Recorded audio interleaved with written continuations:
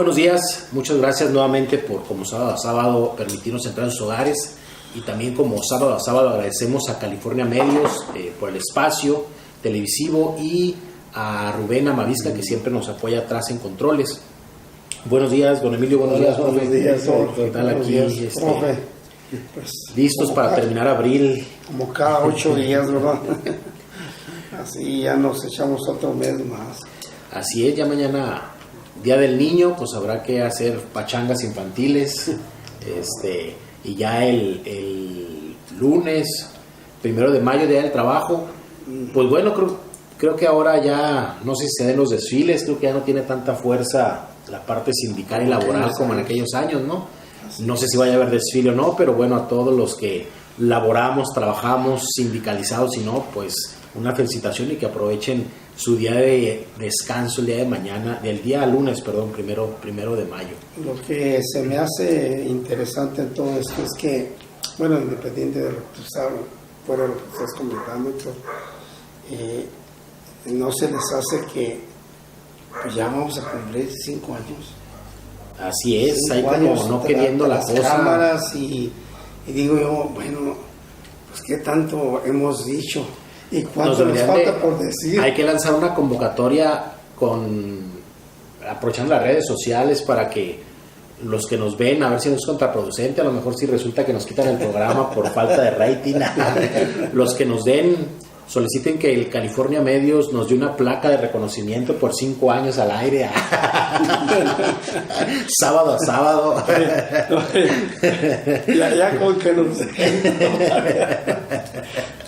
No, se agradece el espacio, desde luego, ¿no? Se agradece el espacio porque bien, fue una invitación que le hicieron a don Emilio y que él lo hizo, lo compartió con los miembros del taller, y por eso estamos aquí, ¿no? Gracias a esa invitación. Entonces, pues se agradece el espacio. Y mientras lo tengamos, pues hay que aprovecharlo, y con mucho gusto pues estamos aquí con y ustedes. La verdad que cada día que pasa siempre encontramos cosas nuevas, de veras que valen la pena. Sí, lo que nos falta es tiempo y más que nada apoyo para continuar con cápsulas, este tipo de cosas, ¿no? Pero sí, digamos, más adelante seguramente se va a dar.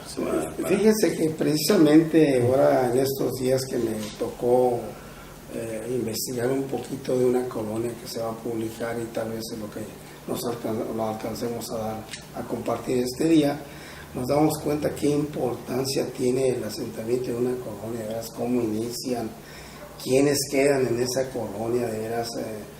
A mí me maravilló encontrar en esta investigación pues a un personaje, ¿no?, de esa colonia, y pues qué bueno que todavía viven, ¿verdad? Son ancianitas que ojalá cada colonia lo tuviera, ojalá podamos hacerlo. Sí, ahí próximamente, ya yo creo a finales de mayo, principios de junio, le daremos a conocer un proyecto que lo platicamos.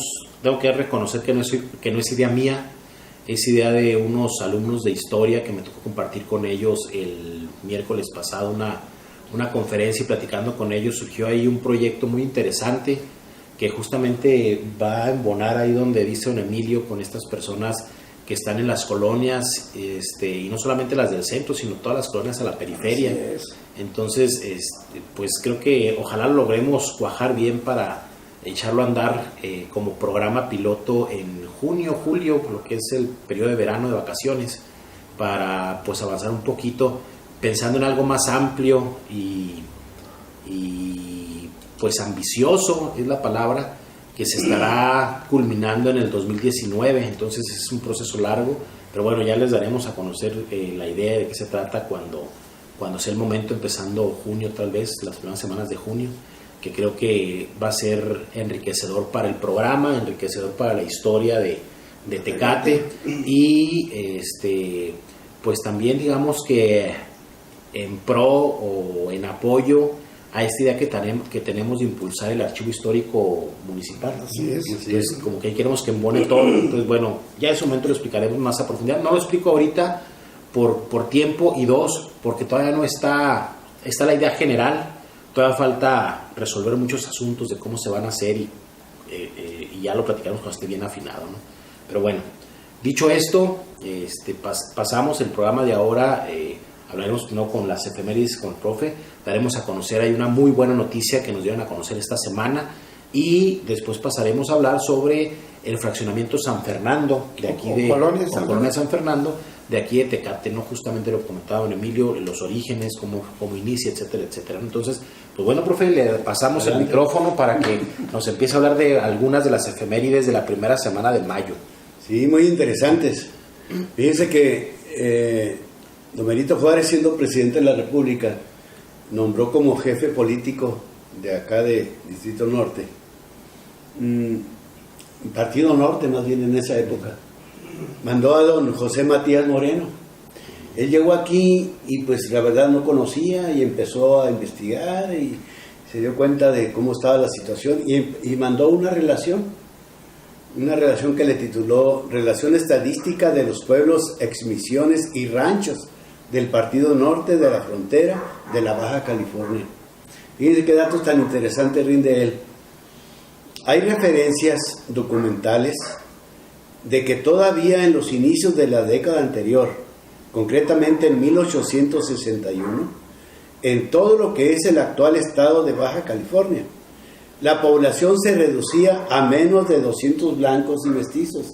Fíjense qué escasa estaba la población de blancos y mestizos. Y dice, y por el orden de 3.700 indígenas, ubicados especialmente en el valle en que desemboca el río Colorado y que hoy conocemos como Valle de Mexicali.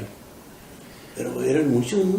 Sí, digamos, Cucapás, por eso es que empezará la preocupación del gobierno, sobre todo el porfiriato, de poblar esta parte del norte de México, ¿no? Es decir, se hace un plan de colonización con el objetivo de traer población, y lo cual va a continuar durante la primera parte del siglo XX, con Cárdenas y etcétera, etcétera, ¿no? Entonces, siempre es esta preocupación de poblar justamente la Baja California y otros estados del norte, ¿no? Pero en este caso a nosotros nos compete la Baja California.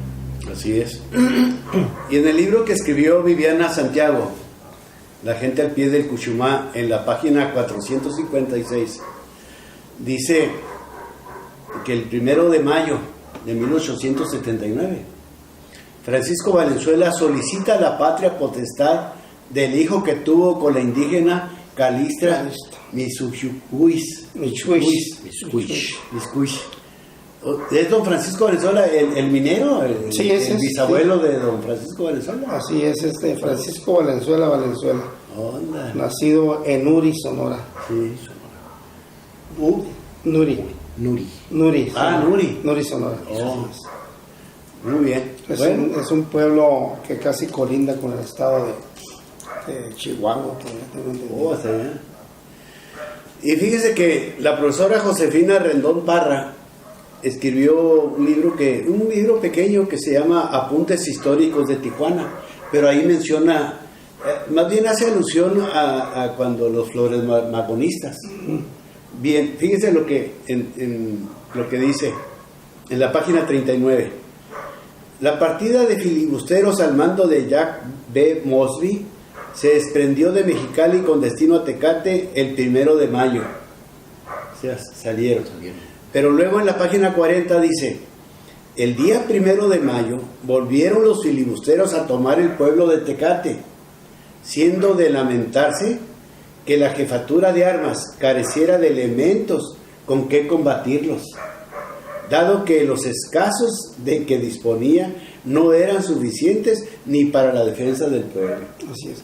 En esa efeméride es muy importante puntualizar lo siguiente. Fíjese que en esa venida, en esa llegada de estos señores, es cuando mueren los tres rancheros en el cañón de Agua Fría. Así es. Concepción, Plácido Mata y Jorge Mason. Así es. Es donde estuvimos hace algunos años, profe. Y que le perdonaron la vida a don Abraham Ágreda. Sí, es el perdón de la vida. Don Abraham Ágreda tiene dos versiones muy interesantes. Las dos son muy buenas, pero gracias a don Abraham Ágreda y a una documentación por ahí localizada, pues sí, gran parte de lo que dice el señor Ágreda es bueno, ¿no? Es valiosa porque son testimonios que se fueron transmitiendo a través del tiempo y hubo quien los rescatara y gracias a ellos lo conocemos también, ¿verdad? Así es. Y también Lowell Bryce, en el libro que escribió La Revolución del Desierto, Baja California 1911, en la página 192 dice lo siguiente: la columna principal, que incluía a algunos mexicanos, comandados por un hombre llamado Francisco Pacheco, se dirigió a Tecate. Precisamente este hombre era conocido como un verdadero malhechor y tenían ese concepto tanto en México como en Estados Unidos, y por orden de él fue que mandó a que aprendieran a los 4, a los hermanos Mason, a este Mata y al señor Ágreda. Así es. Bien, el mismo 1 de mayo, la guerrilla compuesta de gendarmes y auxiliares mandadas por los comandantes Julio Núñez y Juan I. Iriarte supo en el carrizo de la toma de Tecate, y después de discutir ambos comandantes sobre lo que convenía hacer, acordaron Iriarte replegarse con sus gendarmes a Tijuana para reforzar la guarnición de este pueblo en caso de que fuera atacado, y Núñez quedarse en el carrizo con sus auxiliares para esperar la guerrilla de Lerdo González Romo, que en esa época tenía 39 años. Sí, ahí se le une Lerdo. ¿Sí? Dice que estaba por arribar a ese lugar por momentos, y así juntos dedicarse a molestar al enemigo.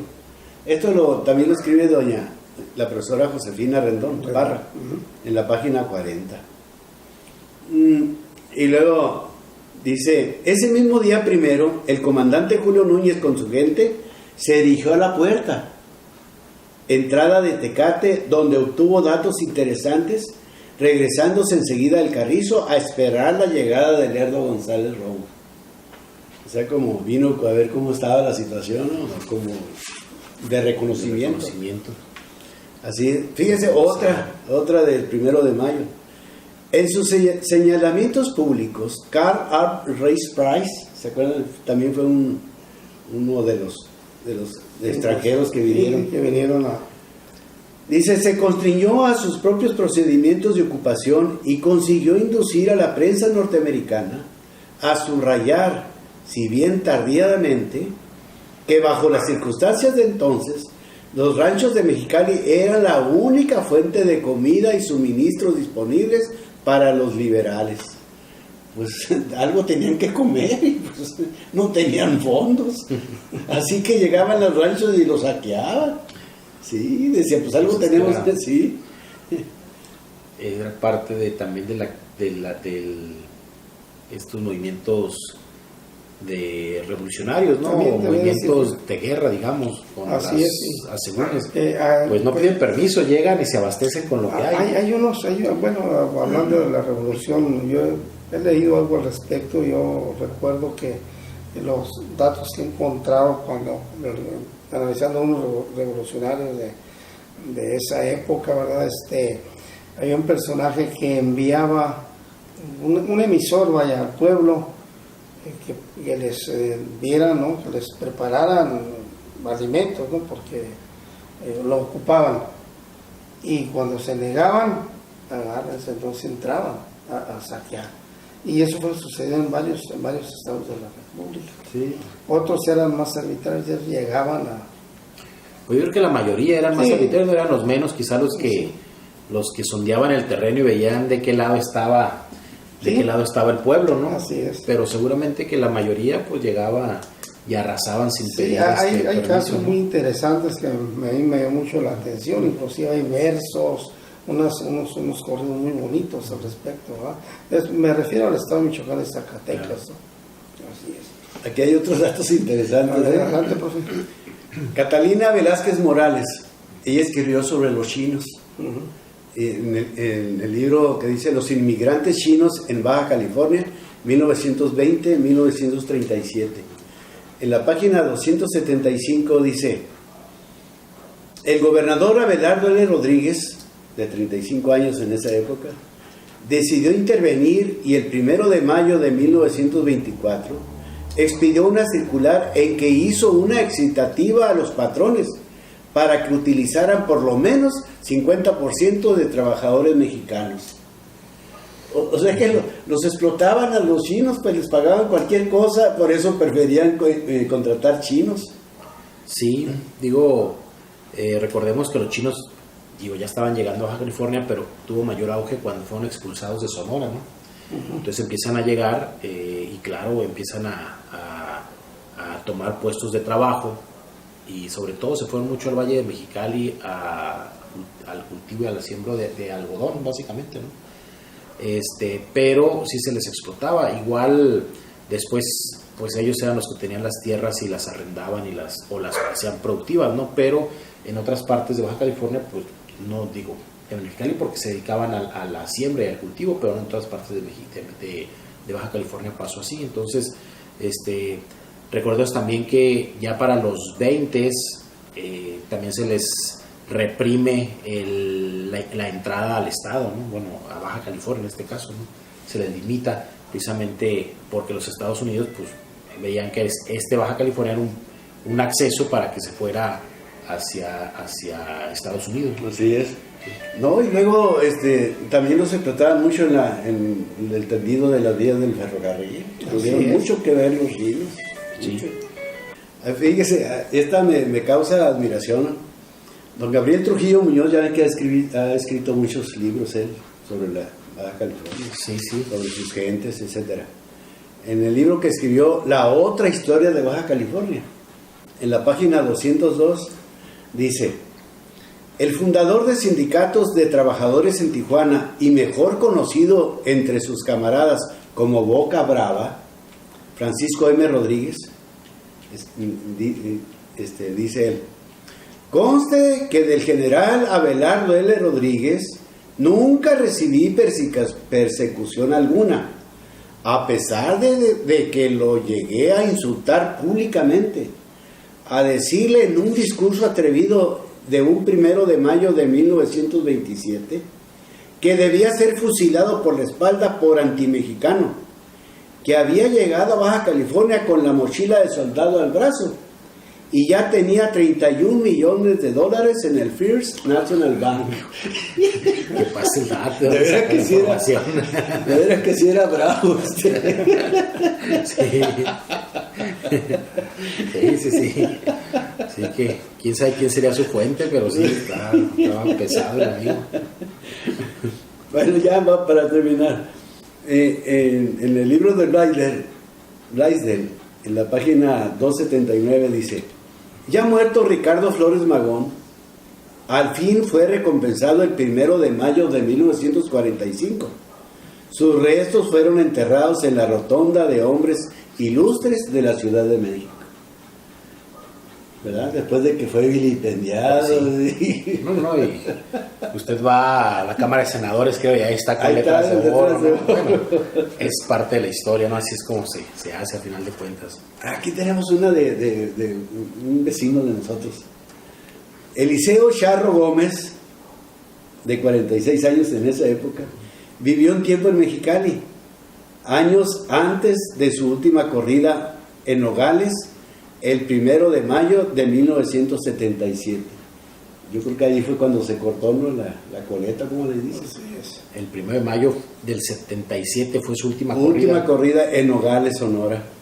Pues ya va a cumplir sus 77... 23 más 17. 40 años. 40 años de que... No, pues ya. Pero bueno, que también ya hicimos en una ocasión una cápsula de él, y bueno, ya le hicieron muy merecidos reconocimientos, varios, que me parecen pocos de todos modos, pero el año pasado, ¿no? Muy bueno. Es que es todo un personaje. Sí, claro. Hay que reconocerle todo un personaje. Yo creo que hasta aquí llegamos con las efemérides. Pues gracias, profe. A la orden. Muy bien. Bueno, antes de dar, sí nos gustaría no dejar pasar que ¿qué fue, profe? El martes. Sí. El martes de esta semana que está transcurriendo fuimos citados en el ICBC, fuimos citados, como miembros de la Comisión Municipal de Patrimonio, que fue un poco, se hizo la invitación a otros personajes también, ¿no? Y era para darnos a conocer que en días pasados se había ido a la ciudad de Mexicali ante el Consejo Estatal de Patrimonio y se había llevado la propuesta, ya todos los documentos, y se había, ¿qué podemos decirle? La defensa, se le puede llamar, la defensa de la propuesta ante todo el Consejo, miembros del Consejo, de lo que es nombrar Patrimonio Cultural del Estado de Baja California al Sagrario de Santa María, ¿no? No. Estación Misional Santa María de Tecate. Estación Misional de Santa María de Tecate, que es el nombre original y digamos será el oficial de aquí en adelante, ¿no? Así es como se le va a conocer, que es básicamente lo que nosotros llamamos el Sagrario, que está enseguida de la iglesia de Guadalupe, el Sagrario. Todos los de Tecate ya sabemos cuál es. Eso el Sagrario se da años muy recientes, ¿sí? Muy recientes. Primeramente empezaron a llamar el santuario, pero no reúne los requisitos. Luego se le empezaron a llamar santuario, Sagrario, pues por ahí, ¿verdad? Entonces, pero no es el nombre de pila, por decirlo de esa manera. Sí, no es el nombre de pila. Actualmente es el Sagrario, sí, ¿no? O sea, actualmente funge o su función es esa. O sea, así es. Entonces lo conocemos por eso con ese nombre, ¿no? Porque es su función actual. Es su función actual, pero su nombre original es el Estación Misional de Santa María de Tecate. Y así digo, se irá conociendo. Entonces, bueno, el asunto es que ya fue aprobado el nombramiento. Entiendo que por unanimidad se aprobó. Entonces, pues eso es una felicitación para nosotros los tecatenses en general. Y desde luego habrá que esperar ahora sí los tiempos para que ya se publique dentro de algunas semanas en el periódico oficial del Estado de Baja California, y posteriormente, ya que esté publicado, eso será ya oficial, el decreto ya será oficial, ya será un hecho, y entonces pues se tendrá que hacer, supongo yo, un acto protocolario en donde pues se reconozca ante la comunidad tecatense que eso ya es patrimonio de Baja California, ¿no? Y que bueno, es un trabajo o un esfuerzo de varias personas, no solamente de uno o dos personas, sino de varias, que de alguna manera, en mayor o menor medida, pues pusieron ya sea un granito o unas cuantas paladas de arena, dependiendo a cada quien lo que le tocó, ¿no? Pero creo que es un trabajo de varias personas que sin el esfuerzo de alguna de ellas, pues esto no se hubiera logrado, ¿no? Y usted, bueno, seguramente que es el que estuvo más ahí buscando documentación, es el que tiene más presente los nombres. No sé si quiera mencionar alguno o ya darlo más adelante. Hay una crónica muy importante que el pueblo no conoce, hay que entenderlo. No lo conoce, ¿por qué? Porque no ha salido a la luz, esa es la verdad. Ese trabajo yo empecé a hacerlo desde el 2011. Y en 2013 es cuando el 11 de abril, precisamente de 2013, es cuando en el Comité de Pueblo Mágico se me invita a hacer una chamba, lo que ellos pretendían. Se hizo el trabajo, ¿no? Se hizo recopilación de documentos y texto histórico, desde luego, ¿verdad? Hay fechas muy interesantes. Yo creo que esa crónica tiene muchos kilómetros recorridos, ¿verdad? Bastantes, porque los dos primeros documentos que encontré en el Archivo General de la Nación en el 2000, precisamente ahí va el inicio encaminado a tener un templo católico en Tecate, ¿verdad? Bueno, pero ahí empezamos, después busqué lo del fundador, ¿verdad? Que fue el padre Modesto Sánchez. Para eso me trasladé yo a La Paz a Loreto en el 2008, y una recuperación también muy interesante. Claro. Y así nos fuimos. Sí, en este caso, pues ya lo hemos comentado aquí, don Emilio fue quien hizo el trabajo de la parte histórica, pero hay otras personas que se encargaron de hacer planos, de hacer, hubo ahí El mucha gente por proyecto nace en el Comité de Pueblo Mágico. Quiero decirles que hay personas que directas o indirectamente se les tiene que agradecer, se les tiene que hacer mención, porque es muy importante. Yo creo uno de ellos es el César Iván Sánchez, ¿no? El arquitecto, y Jesús Álvarez, también arquitecto de catastro. Esos muchachos, precisamente en marzo del 2016, cuando hago la invitación muy amablemente, sí, profe, nosotros le ayudamos, entonces ellos me hicieron el trabajo. Otra cosa muy importante también, Jorge Toledo, cuando se le hizo la invitación, vino y dictaminó, hizo el análisis. Emilio, dice, con el trabajo histórico que están presentando y mi dictamen, por menos de esto se han hecho declaratorias. Yo creo que van por buen camino. Después hubo por ahí algo, ¿verdad?, que pues vale la pena que cada quien se preocupe a su modo, desde luego, ¿no?, respetando la iniciativa o la inquietud que cada uno tenga, ¿no? Mis respetos. Pues por ahí nos dijeron que se andaba cayendo. Vuelvo a invitar a nuestro amigo Jorge. Le dije, Jorge, por favor, dame la mano en ese, así como no, Emilio. Dice, me dio a entender, mira, tus tataranietos y los hijos de tus tataranietos todavía la van a ver en pie. Eso me ayudó. Digo, sí, nos ayuda mucho. Aquí es justo decir que no se hacía referencia a que se iba a caer la iglesia o la construcción como tal, ¿no?, sino, y que a la fecha sigue, y eso hay que tenerlo muy en cuenta, porque se tiene que remediar el daño. Es decir, se hizo una compostura en uno de los pilares, en uno de los muros, pero usaron cemento y materiales actuales, digamos, ¿no? Entonces, lo que produce el cemento, según me dicen, yo no desconozco de esto, pero lo que me dicen es que el cemento o el material que utilizaron lo que hace es absorbe el agua. Entonces, como la construcción es de adobe, eso lo que hace es que se debilite, ¿no?, con la humedad y se empiece a desmoronar. Pero estamos hablando de un pilar, no de toda la construcción. Entonces, lo que se tiene que hacer, porque todavía está así, es retirar, por personas, arquitectos que conocen de restauración, retirar esos materiales con las técnicas que ellos ya conocen y volver a restaurar con los materiales que tiene la iglesia, es decir, la capilla. Claro. Es de lo que se trata. No digo, no se está hablando de que se va a caer la construcción, sino un muro, una parte todavía, y esto lo remarco, sigue con ese problema que próximamente, esperemos que no pase mucho, se pueda retirar ese material, hacerlo. Y además, entiendo que no es un trabajo muy costoso, es cuestión de pues tener voluntad, tener los materiales y que venga una persona que conozca para que haga la restauración, ¿no? En realidad. Claro. Sin embargo, la preocupación cuando yo escuché, porque lo escuché, no se está inventando, que los filigreses peligraban, tan sencillo así. Precisamente por eso vuelvo a invitar a Jorge, y qué bueno que no se iba a caer, ¿no?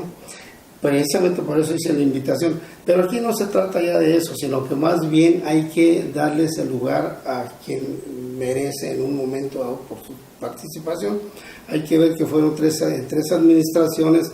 Está el arquitecto Morgan. Correcto. En el periodo de él hice alguna recuperación de documentos. En el periodo de Vázquez también. En el periodo de Carlos Villalobos fue lo último que pudimos rescatar. También hay un ingeniero Rivera, que también me hizo el favor de ayudarme, nuestro amigo Omar, ahí en el archivo de catastro. Todos ellos tienen un lugar en este logro, hay que entenderlo, sí, porque precisamente fueron ellos quienes me dieron la mano para ir recabando la información, dándome copias de los documentos. Y así de esa manera se fue haciendo ese expediente. Otro punto muy importante que no hay que desconocer, al padre Ángel López Bentancur, que en su periodo también como sacerdote, el sacerdote Armando y ahora actualmente el el padre Frankie. En estos 3 sacerdotes, ¿verdad? Fue cuando logré hacer el listado desde que inicia en 1941 la iglesia hasta estos días. Hay una relación ahí de todos los sacerdotes. Entonces, esto está dentro del texto histórico. Hay otros más por ahí, ¿verdad? Que en su momento tal vez los demos a conocer. Parece que quiero decirles que hay una crónica, para mí se me hace muy interesante, ¿verdad? Desde 1921, que es cuando se encuentra el primer documento, recorriendo Loreto y todo lo que se logró aquí en Tecate, ¿verdad? Pues hay 10 familias tecatenses que participan con ese anhelo, vaya, de tener una iglesia. Pues todos ellos valen la pena, ¿verdad? Que en un momento tengan un lugar en esto que se ha logrado. Yo creo que vale la pena. Aunque esto, digo, independientemente de que uno como ayuntamiento se haga, pero como esto de que está la separación de la iglesia y el Estado, creo que quien tiene que hacer el reconocimiento a esas familias sería la iglesia católica, ¿no? O los feligreses de la iglesia católica, en todo caso, no tanto el Estado de Baja California o el municipio. Digo, si lo hacen, que bueno, tampoco están peleados, pero ya ve que eso de que hay que mantener la separación. Aquí no se trata de reconocerles, sino agradecerles. Un agradecimiento de palabra vale más que otra cosa. Debe ser la verdad, para mí en lo personal, sí. Desde luego mi punto de vista. Y que es un logro, digamos, viéndolo, no, a ver si, ¿cómo lo explico? Es un edificio, un inmueble que es el primero en Tecate que logra este nombramiento de Patrimonio Histórico y Cultural de Baja California, y aunque desde luego es un ícono religioso, digamos, un edificio religioso, no por eso quiere decir que solamente competa a los feligreses católicos, en todo caso, ¿no? Es decir, más allá de las creencias religiosas, esto es un edificio que es patrimonio y que es parte ahora de lo que debemos de preservar. Y así como ahora resultó que pues, era un edificio católico, pues igual después puede ser un evangélico, un qué sé yo, ¿no? O sea, no tiene que ver con la religión, esto tiene que ver con el tiempo que tiene ahí, con para qué se ha utilizado el espacio, cómo la población se lo ha apropiado para hacer festejos, para hacer actividades religiosas, pero también actividades sociales, ¿no? Claro, sí.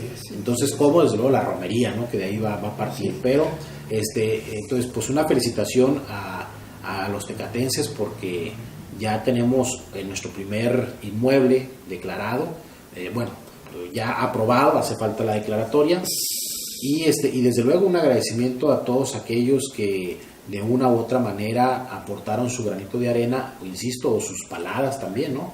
Para que esto se lograra, ¿no? Porque sí, yo creo que también aquí, Héctor, pues aprovechando, ¿verdad? Uno de los primeros es Roberto García Arjona, ¿no? Que en su periodo como en el Comité de Pueblo Mágico le da seguimiento al señor Jasso, es con el que me comunicaba cada vez que había la oportunidad de hacerlo, pero también hay que recordar la participación de Javier Fimbres, porque precisamente Javier es una de las personas que me pregunta si tengo algo al respecto. Sí, cómo no, tengo toda la fundación y tengo un trabajo ya elaborado, porque cuestión nada más de darle una pulidita. Y es más, él estuvo muy constante en su comunicación, tanto con el arzobispo, a través de él se consiguió también el oficio, ¿no? El oficio. Otra cosa, también Bejarano Yacomán también especialmente le manda un documento a él, no al instituto, después se lo manda al instituto. Cuando ese documento le llega a Javier, me lo hace llegar a mí, de que fue en la segunda entrega de documentos, porque hubo 2 entregas. La última se hizo el martes 5 de abril del 2016. Hasta ahí dejé yo de tener conocimiento en qué estado estaba el trámite, hasta ahí supe yo. Ahí iba ya hasta el 2017, precisamente el 8 el 8 de marzo que me entero cómo estaba la situación, bueno, pues sí me preocupó desde luego, ¿no? Pero en fin, qué bueno que ya se logró, pues yo los felicito a todos aquellos que lo lograron y ahí estamos, Sí. ahí estamos en el movimiento. Así es, pues muchas felicidades para continuar con el programa. Lo que sigue ahora será, según quedó ahí en esta reunión que tuvimos el martes, pues vamos por la estación del ferrocarril, ¿no? Así es. Entonces sería como el siguiente objetivo, que si mal no recuerdo, a reserva de que hay algunas casas habitación, pero como edificios, digamos, públicos, entre comillas, pues sería la estación del ferrocarril más antiguo, el que tenemos ahorita, de 1918, 1919. Sí, en cuanto a inmueble, yo creo que hay unos más antiguos, pero yo creo Pero son que casa habitación, ¿no? sí, son casas habitación, a lo que aquí vale la pena sí es entrar a lo del ferrocarril. Sí, porque ya meterse en casa habitación ya es otra cosa, porque ahí sí se requiere el permiso de las personas, ya es un trámite Así es. más de convencimiento y engorroso. Pero que es algo público, pues es mucho más fácil Sí, hacerlo, ¿no? fíjese que precisamente cuando se hizo el trabajo de la estación misional, recuerdo, presenté un trabajo también del ferrocarril y me acuerdo que me dijeron que por qué tan poquito. Y bueno, pues es que el trabajo que se presentó hace años tenía 4 o 5 rengloncitos, yo sí quiero echar más de 20. Sí, hay algo muy interesante ahí que ya se ha logrado, ¿verdad? Ojalá y si algún día mi participación es aceptada, con mucho gusto trabajamos. Yo ahorita estoy por terminar el artículo precisamente del ferrocarril, ¿verdad? Que así como tenía lo de la estación misional de Tecate, también así tengo lo del ferrocarril, ¿verdad? Entonces ya un poquito avanzado. ¿Por qué? Pues tengo yo mis proyectos, ¿verdad? Desde luego son proyectos muy personales, pero que no dejan de tener un respaldo del taller Historia, como es el profe y tú, Héctor, ¿verdad? Somos parte de un equipo y creo que por eso hemos permanecido tanto tiempo, si no, Pues desde sí. cuando hubiéramos tronado, ¿no? Así es, así es. Parte y ahí estamos. Sí. Entonces, pues bueno, ese será el próximo compromiso. Pues esperemos que no sea tan, igual de engorroso, pero que podamos recorrer más rápido el camino que más rápido que esta ocasión que está por terminar, ¿no? Entonces, pero bueno, ojalá que se logre en un menor tiempo y para ya tener 2 y de ahí pues seguir con los demás, ¿no? A ver qué otra se nos pone enfrente. Hay maneras de hacerlo, Héctor. Sí, yo creo que ya con esta experiencia hay manera de agilizar todo. Ya conocemos cuáles son los procedimientos, es cuestión nada más de echarle ganas. Sí. Y bueno, la otra es, las personas se estarán preguntando de aquel lado, bueno, ¿y de qué nos sirve o para qué tanto alboroto de tener un edificio que va a ser declarado patrimonio? Es decir, ¿de qué nos sirve? ¿Qué beneficio nos trae? ¿Para qué tanto circo? ¿Para qué tanto argüende? ¿No? Entonces, la pregunta se las hago a ustedes, ¿para qué nos sirve tener eso? ¿Por qué tanto alegar y que si sí, que si no? ¿Qué beneficio nos trae a los tecatenses? Pues igual si lo tumbamos da lo mismo, pues vamos a ampliar la iglesia, ¿no? Sí, pero hay que reconocer que hay una ley, ¿no? Que ampara también los monumentos históricos, ¿no? Y yo creo que hay atrás de todo eso hay un sentimiento, hay un trabajo hecho de mucho tiempo y una qué bueno que hay esa ley, porque precisamente se mantiene pues aquel anhelo que tuvieron los tecatenses en un momento dado, pues ahí está reflejado, se refleja y señal de que hay un gran interés y un gran amor, digamos, a que se mantengan, que permanezcan estos inmuebles, ¿no? Estas construcciones. Pero ¿por qué? O sea, ¿para qué nos sirve? Es decir, todavía le voy más al sagrario o a la estación misional, porque mal que bien ahí pasamos y pues de repente la vemos, ¿no? Pero la estación del ferrocarril, yo he visto tecatenses jóvenes y no tan jóvenes que les hablo de la estación del ferrocarril y me dicen, ¿y dónde está esa? Yo ni la conozco. Y que tienen sus años viviendo en Tecate, o sea, de 20, 30, de 40 años, y que no saben que aquí hay una estación del ferrocarril, ¿no? Entonces digo, Pues y entonces ¿para qué vamos a intentar salvarla o de declararla como patrimonio si a los niños tecatenses no les interesa? O sea, ¿cuál es el objetivo o en qué nos beneficia o qué beneficio tenemos los tecatenses al poder declararlos? Bueno, yo creo que uno de los beneficios ya los tuvimos hace muchos años, ¿no? Es, por ejemplo, fue un tiempo en el que fue muy útil para el desarrollo de Tecate. Muchos avances se dieron. Se desarrolló el pueblo, la cervecería, dio mucho trabajo a trabajadores. Pues puede pasar lo mismo que cervecería, sirvió mucho pero la tumbaron. ¿Cuál, Héctor? Pues cervecería, la Malta. Por cierto, ahora hablando de eso, hoy vi la Malta en todo su apogeo, qué bonita estaba, Sí. Vi una imagen, caray, yo nunca me he puesto la atención en mirarlo, se ve hermosísima, Sí. Se ve muy bien, muy separado de otras construcciones, se ve sola, pues vaya. Pues lo que queda, ¿no? Pues queda nada más la torre. Pues pero en sí la Malta era la de ladrillito, Pues ya no está. Ya no está. No, pues precisamente era la de ladrillito, sí, esa era. Sí, pues ya la tumbaron, recordemos tiempo pasado, ¿no? Bien, entonces, bueno, pues ahora ojalá se logre otro más.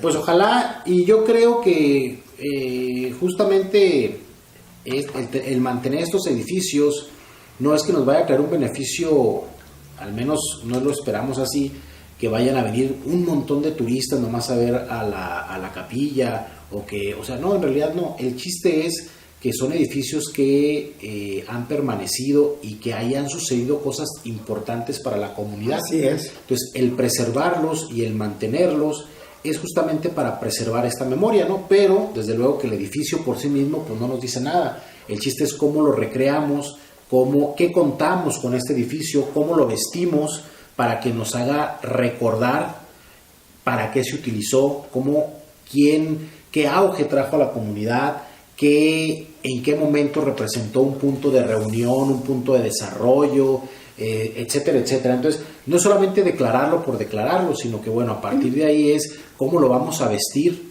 en este caso, cómo es que vamos a aprovechar ese espacio para contar una etapa de la historia de nuestro pueblo, de nuestra ciudad, ¿no?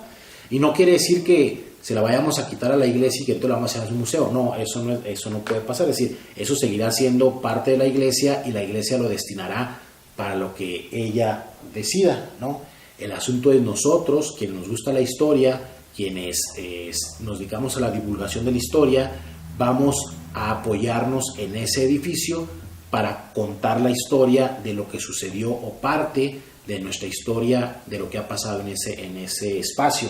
Lo mismo pasará con el ferrocarril y con otras inmuebles o muebles que se pudieran declarar más adelante. No es rescatarlo por rescatarlo, sino es aprovecharlo y contar la historia o las historias. Sino la utilidad que le dio al pueblo. Así es. Entonces, es que no se nos olvide y que lo tengamos presente, que en algún momento hubo personas como nosotros, trabajando, esforzándose por sacar adelante pues lo que era una colonia agrícola, posteriormente un poblado, un pueblo y actualmente pues una pequeña ciudad, ¿no? Y digo pequeña porque pues todavía somos pequeña ciudad, ¿no? Yo creo que otra de las ventajas de este nombramiento es de que hay turismo también que le encanta la historia, la arqueología, los monumentos. Claro, Entonces, al declararse Patrimonio Cultural de la Humanidad, pasa a formar parte del censo o padrón que tiene la UNESCO, y eso se da a conocer a nivel mundial. Sí, por parte, como patrimonio del Estado de Baja California, bueno, hay un catálogo, y desde luego que se puede utilizar en la parte turística, esa parte donde se habla ahora del turismo cultural, ¿no? En donde es más, no es necesario que estén declarados, digamos, ¿no? Afortunadamente está declarado, pero sin que esté declarado se puede hacer una ruta turística de edificios en Tecate, que nos cuente una historia cada uno de los edificios, de un periodo, de una etapa de la historia de Tecate, y que nos permita conocer cómo es que se fue desarrollando esta ciudad, ¿no? Esta comunidad. Sí, claro, fíjese que precisamente quiero irme a 1960 y tanto, yo creo que todavía no nacía. No, yo todavía no. Fui para que vea que ya recuerdo algo, ¿no? Sí, me di a la tarea de ver la arquitectura en su tiempo. Aquellos años yo me dedicaba a escribir poquito la arquitectura en su tiempo. Y me fui observando cómo se fue desarrollando, cómo fue cambiando la arquitectura en Tecate. Y precisamente ahora en estos tiempos modernos que fueron los que pues sí modificaron algunos edificios, pero todavía quedan algunos que precisamente algo aconteció ahí, como tú lo has dicho. El por qué se debe considerar como una parte para invitar al turismo, decirle algo de ese lugar. Y eso es lo que tenemos que hacer, Si ustedes, o muchos tal vez, desde casa fea o qué sé yo, ¿verdad? No, o casas viejas, como hace un rato platicábamos, profesor. Esas casas viejas, ¿para qué sirven? Deben de tumbarlas, ¿no? Vamos a hacer otra. No, pero es que no es por ahí el asunto. Nosotros tenemos que cuidar hasta donde sea posible que permanezcan, pero si eso no sucede, por lo menos sí plasmarlo históricamente. Es decir, aquí hubo, ¿qué hay en Estados Unidos? Vamos a comparar algo. Allá sucedió algo, lo explotan. Aquí estuvo fulano de tal y lo explotan. Y ponen una placa, ya no hay nada, simplemente es una placa. Entonces lo hacen histórico. Y entonces aquí, como tú dices, bueno, aunque no estén declarados, pero hay lugares que debemos darle la importancia por lo que sucedió. Y me acuerdo que en una de las reuniones de Pueblo Mágico, que fue precisamente en un restaurante a salida a Tijuana, ahí presenté yo una que tú ya la conoces también, Héctor, no sé si el profe la conozca, una ruta precisamente turística. ¿Por qué? Porque en cada uno de esos edificios, en cada uno de esos inmuebles hay algo que contar de ellos, ¿sí? Y eso se tiene que rescatar. Si a alguien no le interesa el proyecto, bueno, pues es asunto diferente, pero yo ya lo rescaté, ya lo tengo, y muy probablemente si este año hay apoyo, pues por lo menos sacar un librito ahí de lo que significa cada monumento, cada casa. Y si no el librito, pues en internet, ahí hay blog, ahí, o sea, algo se puede hacer, si se trata de difundirlo, creo que ahora métodos más económicos es en internet, eso es gratuito, sí, ¿no? Mientras que, es una posibilidad, desde luego, ¿no? Porque además lo que se puede hacer es vincular esos espacios ahora con los teléfonos celulares o con estas tablets y todo, redes sociales, en donde se lee, se pone un cuadrito y se lee eso directamente. Si hay una página de internet, eso nos manda directamente que podemos leer información, ¿no? Entonces se vuelve la información más, se distribuye más fácil, es mucho más masiva, ¿no? El poder acceder a ella, y se puede acceder en cualquier parte, ¿no? No necesariamente tener como específicamente el libro, que es bueno, y es como para tenerlo como parte de una colección personal, que es muy valioso, ¿no? Pero independientemente de eso, pues igual tener en línea la información. Hay muchas posibilidades para acercarnos a la historia, hay muchas posibilidades para poder aprovechar estos espacios que se declaran patrimonio del Estado y de Tecate. Y también, insisto, no es necesario que estén declarados para empezar a contar la historia de lo que pasó ahí y empezarlos a involucrar dentro de algún recorrido de histórico de la ciudad, y empezar a tener una propuesta distinta para aquellos que les gusta el turismo cultural, ¿no? Que no solamente vienen a comer o no sé, a hacer otras actividades de la ruta del vino, ¿no? O sea, tener otras opciones en Tecate que permitan a estas personas pues venir, y que no sea necesario tener un guía, por ejemplo, ¿no? Independientemente de que pueda haberlo, desde luego, pero básicamente es tener otras opciones distintas para que los visitantes puedan disfrutar de la comunidad y de la ciudad de distintas maneras, ¿no? Sí. Fíjense, si nos recorremos al este, muy importante, ahí donde está nuestro amigo Hernán Ibáñez, pues ahí está el cruce, la unión de dos caminos, precisamente, que podríamos decirle ahorita en los tiempos modernos, pues la vía corta, ¿no?, de las diligencias, y la otra, el camino de las postas. Pues ahí hay un punto pero importantísimo para la historia de Tecate, y a Hernán le queda pero a la medida, ¿no? Platicamos precisamente el otro día con Hernán respecto a esas cosas, y yo creo que pues habría que ir pensando en que esos puntos no se pierdan, ¿eh? Claro. Por lo menos no se pierdan, ¿verdad? Que no sea de muchos resultados, pero por lo menos tampoco nosotros ignorar lo que debemos rescatar. Es decir, yo por lo menos así lo pienso yo. Sí, así es.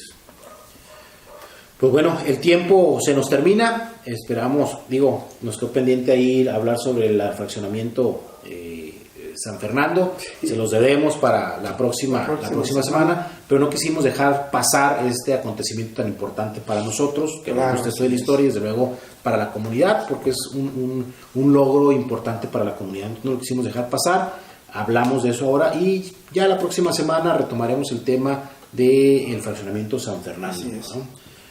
Pues nos despedimos, ojalá que pasen un buen fin de semana, un fin de semana largo, que lo disfruten, compañía de la familia, y pues nos vemos el próximo sábado, ya recibiendo con muchas ganas el 5º mes del año, mayo, ¿no? Así es. Hasta la próxima. A nuestro amigo.